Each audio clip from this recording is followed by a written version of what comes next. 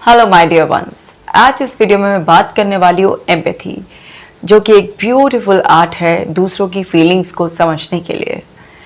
आप लोग जब भी किसी के लिए एम्पैथेटिक होते हैं तो उससे एक बहुत ही स्ट्रॉन्ग कनेक्शन बन जाता है। आपको तो अच्छा फील होता ही है किसी को समझकर, सामने वाले को भी आपसे बहुत ज़्यादा कनेक्टेड फील होता है। आज लोग एम्पैथी में लैक कर रहे हैं। सब ये चाहते हैं कि कोई मुझे समझे, लेकिन दूसरे को समझने के लिए कोई आसानी से तैयार नहीं है। किस तरह से आप एम्पैथी को प्रैक्टिस कर कर अपने रिलेशनशिप को ब्यूटीफुल बना सकते हैं, चाहे वो रिलेशनशिप आपका प्रोफेशनल हो या आपका पर्सनल कोई भी क्लोज रिलेशनशिप हो। एम्पैथी एक ब्यूटीफुल आर्ट है जो आपको पर्सनल एंड प्रोफेशनल दोनों लेवल पर ग्रो करने का बहुत ही गोल्डन अपॉर्चुनिटीज देती है। तो इस वीडियो को बहुत ही ध्यान से देखना है और समझना है कि एम्पैथेटिक होने के लिए आपको किन किन बातों का ख्याल रखना है। ये वीडियो सोल्यूशन ओरिएंटेड है तो लास्ट तक ज़रूर देखना है और सभी लोगों के साथ शेयर ज़रूर करना है। आपकी मेंटल हेल्थ का ख्याल रखने के लिए आपको ब्रीदिंग एक्सरसाइजेस, मेडिटेशन रेगुलरली करना है, तो ऐप को डाउनलोड कर लीजिए। Dear depression let's break up, जो कि एक मास्टरपीस है, उसे ज़रूर पढ़िए और लोगों को भी पढ़ाइए। तो चलिए आज का वीडियो शुरू करते हैं। बात करेंगे हम एम्पैथी यानी कि अवेयरनेस दूसरों की फीलिंग्स के बारे में। अब एम्पैथी होती क्या है? एम्पैथी बेसिकली आपका एक कॉग्निटिव और एक इमोशनल रिस्पॉन्स है। जब भी आप किसी दूसरे पर्सन के कांटेक्ट में होते हैं, किसी ऐसी सिचुएशन में होते हैं जहां पर कोई दूसरा इन्वॉल्व होता है, उसके साथ कोई इंसिडेंट होता है या कोई नॉर्मल भी सिचुएशन होती है, तो आपके अंदर किस तरीके के कॉग्निटिव लेवल पर यानी कि थॉट प्रोसेस पर और आपके इमोशंस में किस तरीके का रिस्पॉन्स आता है। तो एम्पैथी क्या है? आपका cognitive and emotional response।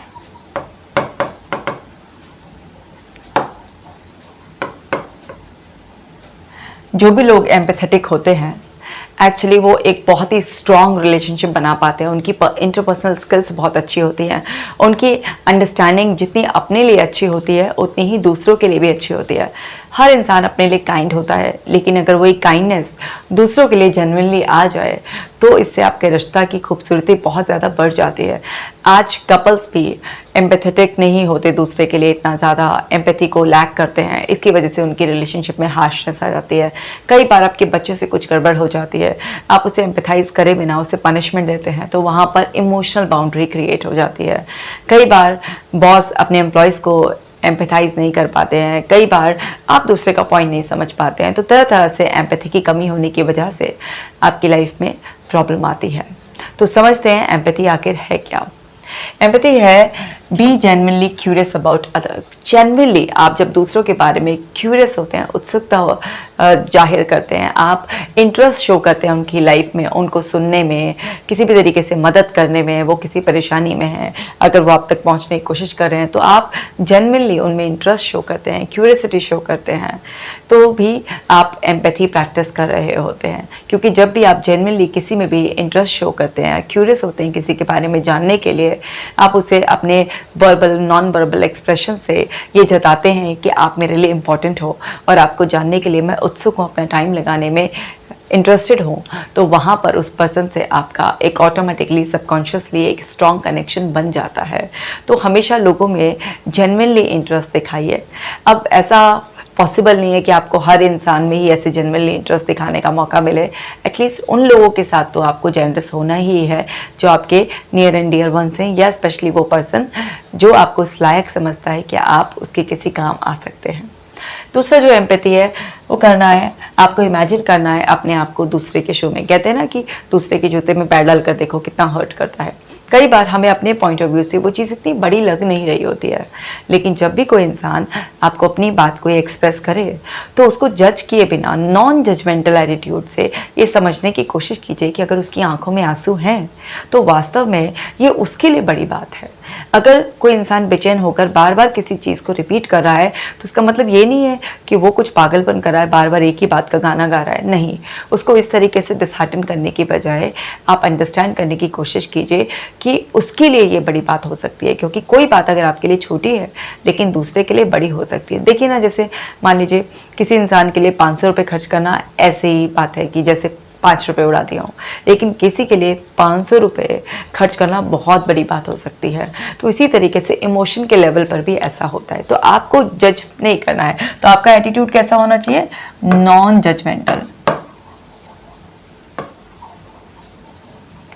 जितना आप नॉन जजमेंटल वे में दूसरे को सुनेंगे और आप उसे समझने की कोशिश करेंगे, उसका पॉइंट ऑफ व्यू, ना कि अपने जो बिलीफ बना रखे हैं, अपने बिलीफ के चश्मों से नहीं देखना है उसे, वो जो कह रहा है उसको समझने की कोशिश करनी है। इसी तरीके से आपको एक अटेंटिव लिसनर बनना है। आपका पूरा फोकस उसकी तरफ होना चाहिए। आपको सिर्फ कान से नहीं सुनना है, आपको आंखों से भी सुनना है, क्योंकि कई बार जो शब्द हैं वो एक्चुअली एक्सप्रेशन का साथ नहीं दे रहे होते हैं, उनकी बॉन्डिंग अच्छी नहीं हो रही होती है। अगर आप सिर्फ कानों से सुनेंगे तो आप सामने वाले पर्सन को बहुत अच्छी तरह से समझ नहीं पाएंगे।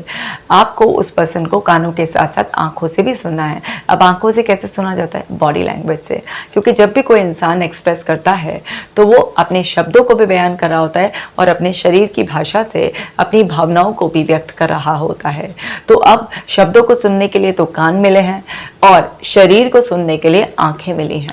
तो जब आप दोनों को कॉम्बिनेशन से सामने वाले को सुनते हैं उस अटेंटिव होकर, तो आप क्या है कि अपने बीच बीच में मायने लगाना या फिर लाइक इस प्रिपरेशन में कि अच्छा अब इसके बाद मुझे ऐसा कहना है, इसकी बजाय सारा फोकस आपका उस इंसान को सुनने में और समझने में लगता है। क्योंकि जितना अच्छा आप उसे सुनेंगे उतना अच्छा आप उसे समझ पाएंगे। और सुनते वक्त आपको उसे अपनी बॉडी लैंग्वेज से ये मैसेज जरूर कम्युनिकेट करते रहना है कि आप उसे सुन रहे हैं। जो भी उसका एक्सप्रेशन है उसके अकॉर्डिंग आपके फेस के एक्सप्रेशंस चेंज होने चाहिए।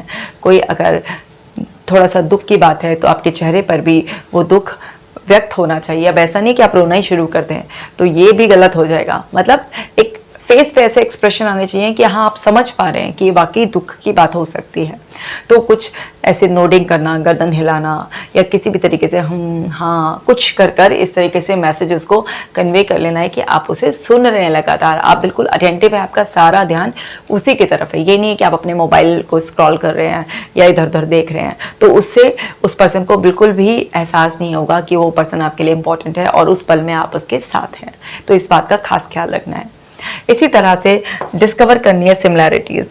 जब आप लोगों में सिमिलैरिटीज डिस्कवर करना स्टार्ट कर देते हैं तो आप उनके लिए एम्पैथेटिक और ज़्यादा फील करने लग जाते हैं। वैसे भी साइकोलॉजी कहती है कि जो लोग हमारे जैसे होते हैं या जिनके जैसे हम बनना चाहते हैं, हम उन्हें बहुत ज़्यादा पसंद करते हैं और उनसे जल्दी क्लोज कनेक्ट हमारा बिल्ड हो जाता है। तो हम सभी लोगों में कुछ ना कुछ सिमिलैरिटीज़ होती हैं।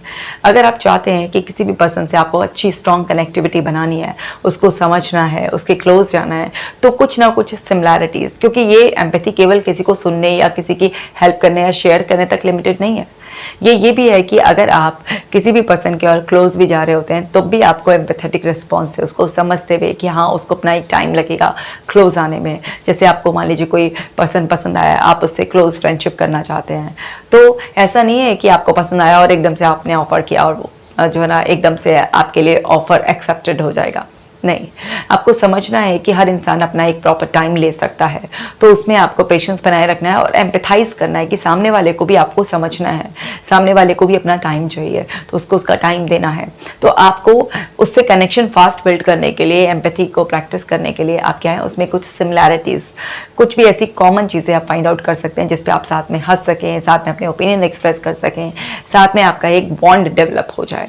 तो उससे भी आपकी कनेक्टिविटी बहुत अच्छी रहती है, क्योंकि जिससे भी आपका एम्पैथेटिक रिस्पॉन्स जुड़ जाता है, कनेक्टिविटी स्ट्रांग हो जाती है, तो वहां पर ओपननेस ज़्यादा बढ़ जाती है। क्योंकि जिस भी पर्सन को ये एहसास हो जाता है कि आप उसके लिए इंपॉर्टेंट हो, वो आपको स्पेस दे रहा है, वो आपको सफोकेट नहीं कर रहा है, ये नहीं कि अपनी अपनी चला रहा है, डोमिनेट करने की कोशिश कर रहा है कि तुम गलत हो, ये गलत हो, ऐसा क्यों कह रहे हो, इसमें इतनी क्या बड़ी बात है।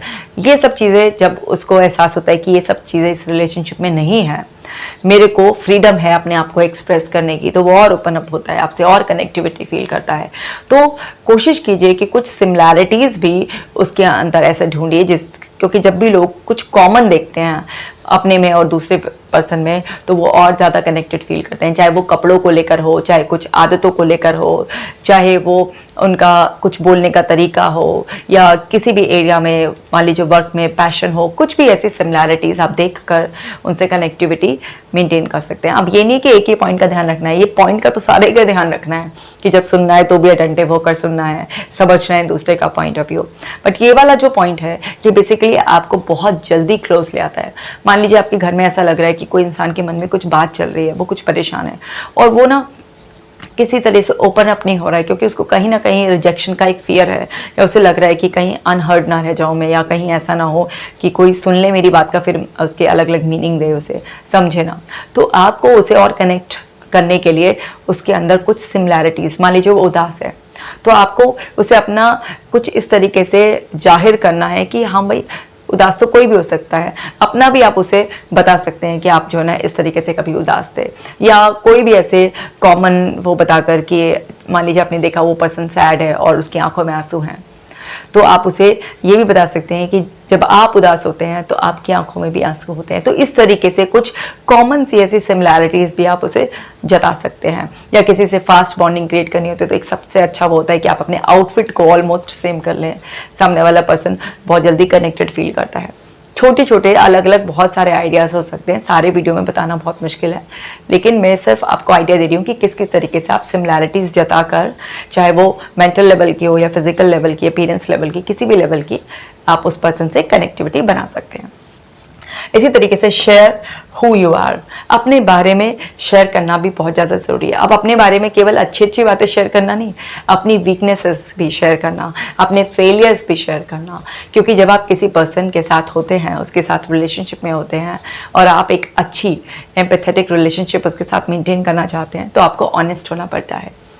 आप सिर्फ अपना गुड सेल्फ सामने के वाले के उसमें मत दिखाइए, आपको अपना जो एक वीक सेल्फ है उसको भी आप तरीके से उसके सामने दिखाइए, ताकि उसको भी ऐसा फील हो सके कि आप भी एक नॉर्मल पर्सन है उसकी तरह।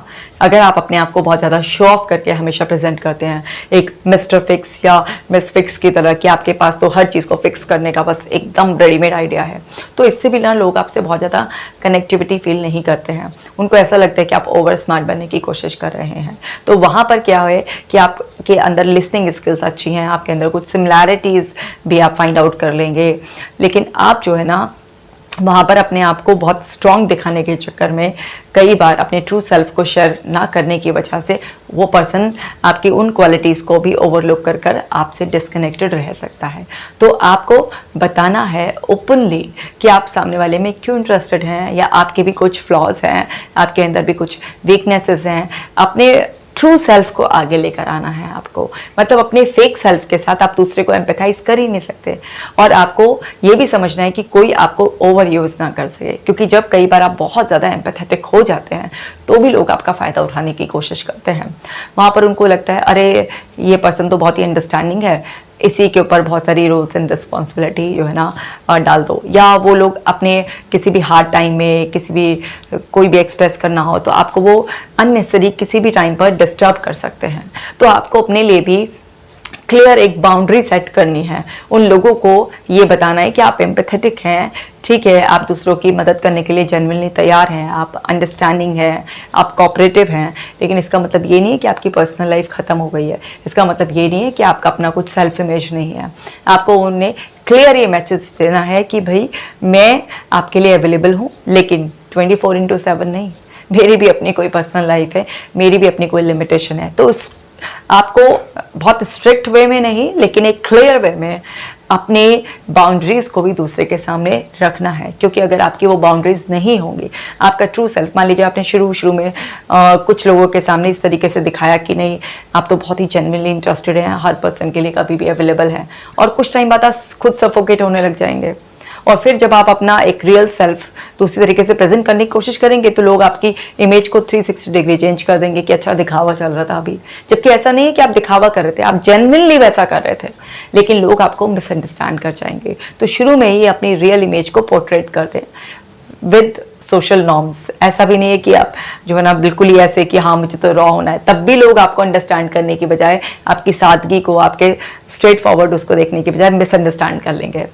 मतलब एक क्लियर पोलाइट टोन में आप उनको ये मैसेज ज़रूर कन्वे कर दें कि आप एम्पैथेटिक हैं, लेकिन आपकी एम्पैथी अपने लिए भी है, आप खुद को भी अंडरस्टैंड करते हैं। मतलब आप खुद को टॉर्चर करके दूसरे को एम्पैथाइज नहीं करना चाहते, कि आप पैसिव मोड में जाकर एम्पैथाइज नहीं करना है। बहुत सारे लोग क्या करते हैं, यहाँ पर ना शेयर नहीं कर पाते वो खुद क्या है, तो वो क्या करते हैं, वो पैसिव मोड में चले जाते हैं। तो ये पैसिव मोड में जाना बहुत ज़्यादा गलत है। मैंने इस पर एक वीडियो भी बनाया हुआ है कि कैसे कैसे आपका पैसिव, एग्रेसिव और असर्टिव रिस्पॉन्सेस होता है। आपने अगर वो वीडियो अभी तक नहीं देखी है तो आप ज़रूर देख लीजिए कि किस तरीके से लोग आपका फ़ायदा उठाते हैं अगर आप पैसिव जोन में जाते हैं। तो एम्पैथी का मतलब ये नहीं कि आपको पैसिव जोन में जाना है, आपको असर्टिव जोन में जाना है। अभी असर्टिव जोन क्या है? असर्टिव होने का मतलब ये है कि आप दूसरे को भी अंडरस्टैंड कर रहे हैं, उसकी भी नीड्स, उसकी भी वांट्स को वैल्यू कर रहे हैं, लेकिन साथ के साथ अपनी नीड्स एंड वांट्स के लिए भी बहुत ही ज़्यादा कॉन्फिडेंट है, कॉन्फिडेंटली अपनी बात को भी एक्सप्रेस कर पा रहे हैं। ये नहीं है कि बस सामने वाले की हाँ में हाँ मिला रहे हैं, बस एक गुड इमेज उसकी गुड बुक्स में आने के लिए आप जो है ना उसे सुन भी रहे हैं, अपना टाइम एफर्ट्स भी लगा रहे हैं उसको अच्छा फील कराने में। नहीं, वो भी गलत है। वो ओवर एम्पैथेटिक होने में भी लोग आपको दबाने लग जाते हैं और आप के अंदर घुटन पैदा हो जाती है, और एक अच्छा वाला आदमी भी फ्रस्ट्रेट होकर ये सोच सकता है अरे भाड़ में गई अच्छाई, मुझे तो करनी ही नहीं है, और फिर उसकी पर्सनालिटी बिल्कुल एग्रेसिव रूप भी ले सकती है, या फिर वो पैसिव जोन में ही घुट घुट कर अपने आप को टॉर्चर करता रहता है। तो आपको समझना है कि एम्पैथी एक ब्यूटीफुल आर्ट है लोगों से कनेक्ट होने की, लेकिन अति तो हर चीज़ की बुरी है। अगर आप बहुत ज़्यादा स्वादिष्ट खाना भी ज़रूरत से ज़्यादा खाते हैं तो वो भी आपकी बीमारी का कारण बन जाता है। तो इसलिए शुद्ध खाना हो या स्वादिष्ट खाना हो, लिमिट में ही खाया जाता है। जैसे ऐसे ही अच्छाई को भी एक लिमिट में ही किया जाता है, क्योंकि अनलिमिटेड अच्छाई भी आज के ज़माने में रास नहीं आती है लोगों को। तो अपने लिए भी कॉन्फिडेंट बनिए, अपने आप को भी अंडरस्टैंड करते हुए अपने आप को भी पैम्पर कीजिए, ट्रीट कीजिए, और सामने वालों के लिए भी जनरस और काइंड रहिए। आगे समझते हैं, वैलिडेट करना है दूसरों की फीलिंग्स को। हर इंसान के अंदर एक स्ट्रॉन्ग डिज़ायर होती है कि भाई मेरे को जो फीलिंग आ रही है या मेरा कोई ओपिनियन है तो उसको वैलिडेशन मिले। एक कॉन्फिडेंट पर्सन को भी मैंने हमेशा देखा है कि वो एक वैलिडेशन चाहते हैं।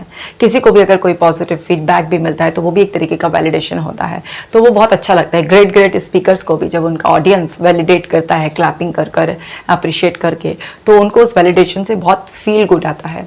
तो अगर कोई भी पर्सन आपके सामने अपना कुछ भी एक्सप्रेस कर रहा है और आप उसकी फीलिंग्स को वैलिडेट ना करके रिजेक्ट कर देते हैं, या रिजेक्ट भी नहीं किया, आपने उसे अननोटिस छोड़ दिया, तो उस पर्सन को ना बड़ा इनकम्प्लीट वर्क फील लगता है। उसको लगता है कि पता नहीं मैं सही था या गलत था। तो वो चीज़ें, इनकम्प्लीटनेस वाली जो फीलिंग होती है वो बड़ा टॉर्चरिंग होती है, क्योंकि उसके अंदर ओवर थिंकिंग प्रोड्यूस हो सकती है। तो आपको समझना है कि हर इंसान के अंदर कि मुझे एक्सेप्ट किया जाए, मेरी फीलिंग्स को, मेरे आइडियाज़ को वैलिडेट किया जाए, ये बड़ी स्ट्रॉन्ग चाहत होती है। तो ये समझते हुए कि उसके अंदर जो फीलिंग पैदा हो रही है वो उसके थॉट प्रोसेस की वजह से हो रही है। बेशक आपकी फीलिंग उसी सेम सिचुएशन में कुछ अलग हो सकती है, क्योंकि आपका थॉट प्रोसेस कुछ अलग होगा, लेकिन उसकी फीलिंग्स को इनवैलिडेट करने से उसका मतलब ये है कि वो लोग सोचते हैं कि मुझे रिजेक्ट कर दिया, मेरी फीलिंग नहीं रिजेक्ट की, मुझे रिजेक्ट कर दिया, और पर्सनल उस पर ले जाते हैं, और पर्सनल उस पर ले जाकर उसे एज अ इंसल्ट काउंट कर लेते हैं। तो आपको ये समझना है कि जब भी एक पर्सन इतने नेगेटिव इमोशन, इंसल्ट को फील करता है तो उसे ऐसा लगता है जैसे किसी ने उसको नीचे की ओर धकेल दिया है। तो वहां पर क्या होता है, वो आपसे सबसे पहले डिस्कनेक्ट होना चाहता है, और आप किसी भी रिश्ते को इस तरीके से टेकन फॉर ग्रांटेड नहीं ले सकते, क्योंकि अगर हम सोचेंगे ना अरे एक रिश्ता छूट गया तो छूट गया, इस तरह के एटीट्यूड से हमें गलत आदत पड़ जाएगी, और इस तरह से एक ही नहीं अनेक हमसे छूट जाएंगे, और फिर एक टाइम ऐसा आएगा कि लोग हमें नापसंद करने लग जाएंगे और हम अकेले रह जाएंगे। तो हमेशा ध्यान रखिए, लोगों की फीलिंग्स को वैलिडेट कीजिए। अगर आपको लग रहा है कि उसकी फीलिंग या उसका ओपिनियन बहुत क्वालिटी नहीं है या आपके हिसाब से ठीक नहीं है, तो उसको इस तरीके से कहिए कि हाँ मैं समझता हूँ कि आप अपनी जगह ठीक है। तो इससे क्या होगा, यहाँ पर ये बड़ा पॉलिश्ड वे में आपने वैलिडेट कर दिया कि भाई भले ही आप मेरे पॉइंट से ठीक ना हो, लेकिन आप अपनी जगह तो ठीक है ही ना। और ये सच भी है, हर इंसान अपनी जगह तो ठीक होता ही है ना। वो आपके हिसाब से गलत हो सकता है, लेकिन अपनी जगह तो ठीक होता है। तो इसका एक गोल्डन स्टेटमेंट भी मैं आपको देती हूँ, लोग हमेशा अलग होते हैं, वो कभी गलत नहीं होते। तो कैसे याद रखेंगे हम कि लोग कभी गलत नहीं होते, लोग सिर्फ अलग होते हैं। तो इस स्टेटमेंट को आप याद रख लीजिएगा, आपको एम्पैथी प्रैक्टिस करने में बहुत ही ज़्यादा हेल्प मिलेगी, और आपकी इंटरपर्सनल स्किल्स भी बहुत ज़्यादा स्ट्रांग हो जाएंगी। तो आपको समझना है कि एम्पैथी में मेनली इन बातों का हमें ध्यान रखना होता है, क्योंकि जब आप वैलिडेट करते हैं किसी को तो वो पर्सन क्या फील करता है, रिस्पेक्टेड फील करता है और एक्सेप्टेड फील करता है। और भाई जिसके अंदर भी ये चीज़ आ गई कि मुझे एक्सेप्ट कर लिया गया है, मुझे रिस्पेक्ट मिली है, मेरे को वैल्यू की जा रही है, तो उससे आपका बॉन्ड स्ट्रांग हो जाता है। तो आपको भी इन बातों को ध्यान रखकर एम्पैथी प्रैक्टिस करनी है, बट याद रहे लिमिट में, क्योंकि ओवर एम्पैथेटिक लोगों को मैंने बहुत ज़्यादा सफ़र करते हुए भी देखा है। बहुत सारे लोग ओवर एम्पैथाइज करते हैं और उन्हीं के आसपास के लोग उनको सफ़र कराना स्टार्ट कर देते हैं। तो हर चीज़ अच्छी है अगर वो रेंज में हो, चाहे वो आपकी बॉडी के लेवल पर है, माइंड के लेवल पर है, बिहेवियर के लेवल पर है, आपके हर किसी लेवल पर जो भी कुछ है वो रेंज में अच्छा है। रेंज से कम या रेंज से ऊपर कूदना हमेशा बुरा है। तो हर चीज़ में एक बैलेंस बनाना है। कमी और अति दोनों ही बुरी होती हैं, तो जीवन में बैलेंस बनाना सीखिए। तो आज के इस वीडियो में इतना ही। मैं मिलूंगी आपसे नेक्स्ट वीडियो में। तब तक आप एम्पैथी की प्रैक्टिस कीजिए, अपना भी ख्याल रखिए, अपने आप को भी समझिए और अपनों का भी ख्याल रखिए, उन्हें भी समझिए। कमेंट करके ज़रूर बताइएगा कि आपको ये वीडियो कैसा लगा। किसी और टॉपिक पे चाहते हैं तो भी लिख दीजिएगा। जल्दी ही वीडियो बनाऊंगी। मेरे मेंटल हेल्थ मिशन में आपको सहयोग करना है तो ये वीडियो आपको ज़रूर शेयर करना है, ताकि घर बैठे ही लोगों की मदद हो सके और उनको कुछ नया सीखने को मिले। आप अपना खास ख्याल रखिएगा। Take care.